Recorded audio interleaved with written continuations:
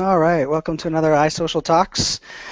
Hopefully everybody's having a wonderful day today. You might notice something a little different today, and what that would be is that it's not my haircut. It's actually these giant headphones, right? So I'm a proud geek, proud person that is not only a guy that has worked in technology and software and computer design or computer science as a major, but someone that is loves to tweak around and test and code and put together, pretty much mess around with just about anything and everything that you could imagine. So I thought we'd come today. Had some great debate and discussion in the community, and once again, keep those questions coming with hashtag iSocialTalks. But one of the questions I often get, and I got it numerous times today, and so I thought it was a perfect one to kind of jump into this quick recap, is how do you automate with social media? Or when it comes to your personal brand versus branding, and that's a lot of the discussions that I get, is it okay to automate? Is it okay to use software? How do you manage what you manage for content sharing? And I love automation. I absolutely believe in utilizing technology to be more productive, not only in what you're doing, but also so that you have more time to do other things that aren't remedial tasks. But I firmly believe that you don't automate engagement or automate some of the conversations or relationship side of what you have. So when you think of it this way, from what I come from, and I'm wearing a Buffer shirt on purpose here because Buffer was one of the tools for me that really changed what and how I was using social. And how I say that is I use lots of tools. So I'm from the camp of, if you watched one of the earlier iSocial Talks, I'm a big believer in using multiple tools to do a job. So I use Hootsuite as well. I also was a big fan of Sprout Social at my last company, as well as play around with multiple tools, TweetDeck and so on. But for me, automation was, I have a trusty iPad here. I'll show off my iPad. Of course, don't look too hard because the wonderful screen's busted. Joy of kids.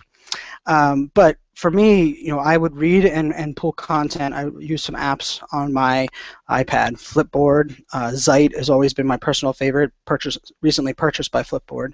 Feedly, and a lot of those content curation tools, as well as Scoop.it. And if you've seen my SlideShare, I walk through my six favorite tools to pull content from, using different tools to pull this information. But for me, I would read all this content at night, and I would add it into a folder, and then I would have it automatically shared out. And for a long time, I'd say pre-buffer, I would just share that out when I was reading it. So if you were following me between 10 p.m. and 1 a.m. Monday through Friday on Twitter, you could see a lot of the great content that I was sharing. But I noticed that I didn't get many people clicking it, and what value was I providing for the community? And so what I was able to kind of do from an automation perspective is I use Buffer along with Follower Wonk, and I actually build my schedule out, and I tweak it on a weekly basis of what content I share, how often throughout the day. But that doesn't mean I just automatically drop content or links just because someone told me to. I'm reading the content, pulling the content from specific sites, and adding it into my Buffer, and then Buffer kind of stretches it out across the day. So there's a bit of automation there. But for me, the big piece is I want to be able to respond and engage. So if there's an article or a link that I'm sharing, I've read it. That's not really the case. It can't be the case for everybody, and I know that. Some of the small businesses I'm working with, they ask the question, well, how do I have a social presence, but I don't have a social media person? And there's an element of automation that you have to kind of incorporate into social, but automating what you're posting as far as content is great, but automating things like auto DMs, personally, I can't stand that. That's just, to me, the spam and the first sign that you really don't get the first element of social as being social. So don't set up the auto DMs through some of those tools. I love a lot of these tools like SumAll and Twitterland, and they give you that option to thank your followers every time or to automate response DMs. And really, that just doesn't have any human element to it. If you really care to thank people and send those direct messages, personalize it, use it yourself. I don't think there's enough value in that to automate it. I think you're polarizing yourself. But when it comes down to automating things on Twitter, there's lots of things you can do on there, but as well as Facebook and Google+.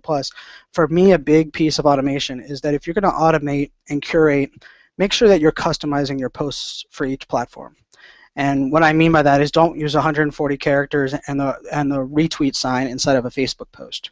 Or don't auto-send your Facebook posts or Google Plus posts to Twitter.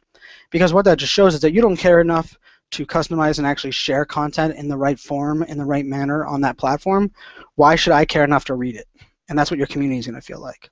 So for a brand, I always say I love that if you're just going to post, you only have the time to post once on Facebook a day, which is perfectly fine. Take the time to customize a post. Use tools like Canva. If an article or something that you're sharing doesn't have a great graphic for Facebook, go onto Canva. It takes 5 minutes, build a graphic, and use that as your Facebook post. Remember, the key with social today is grabbing attention, which means you have to stand out from the noise.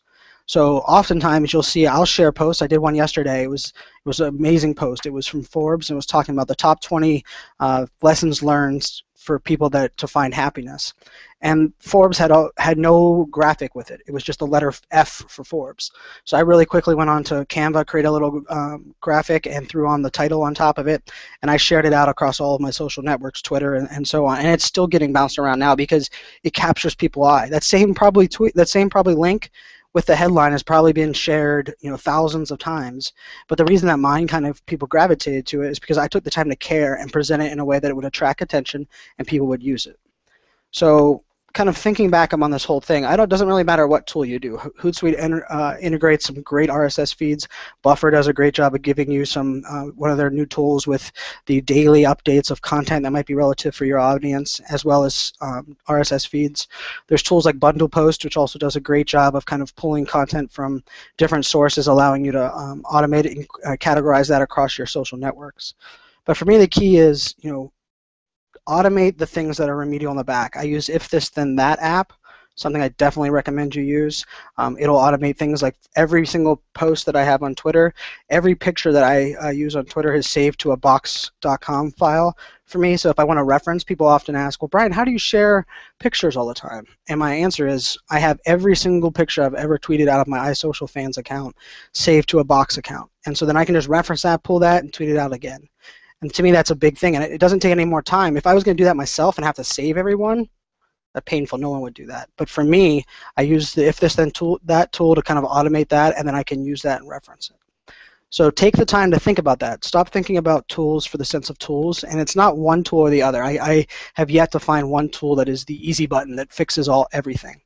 But what I do recommend is finding a strategy and something that works for you. For me, it's reading content on my iPad at night or using browser extensions during the day. So if I'm on Facebook and I see somebody had posted a great article, while I'm reading it, I'll right-click on it, say, add to my buffer, and then add it to my queue, and it'll automatically be scheduled out sometime during the day so that my community can, read and enjoy it. And what I'm doing is I'm automating, some of those tasks so that I have more time to do things like Twitter chats or engage with the audience or talk to people that are reaching out to me, or even do things like this, so iSocial Talks.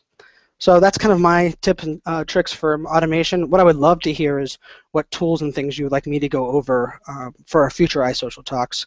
If you want me to show you how I use Buffer or walk through how I use TweetDeck with Twitter chats, I would love to know those kind of things so I can kind of help you embrace the power of social. So once again, submit your questions, hashtag iSocialTalks. Or subscribe. Make sure you subscribe below so you get updates whenever I post new editions. And in the comments section, please give me some tips and tricks that you would love to see in future episodes. Remember, the goal of this is really talking to and with the community. So I'm going to go ahead and bring on next couple iSocial Talks. We'll have a couple panelists as well as integrating some live Google Hangouts for that. So hopefully you're excited about this as I am. And once again, thank you for tuning in. Thank you for all the nice things and everybody who shares this content for me. I'm doing this just because I do care, and I do think once you kind of embrace the power of social, you're going to be excited. It definitely changed my career and my world, and hopefully we're able to do that for you. So once again, thanks for tuning into iSocial Talks, sponsored by BroadSuite, and I'll talk to you next time. Cheers.